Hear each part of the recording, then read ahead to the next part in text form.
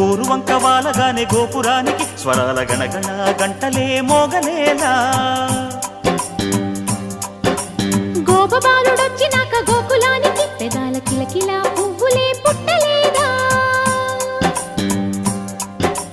బాలకృష్ణుడొచ్చినప్పుడే వయ్యారి నందనాలు నాట్యమాడగా, వారసుణ్ణి చూసినప్పుడే వరాల వాంఛలన్నీ పల్లవించగా. నందుడి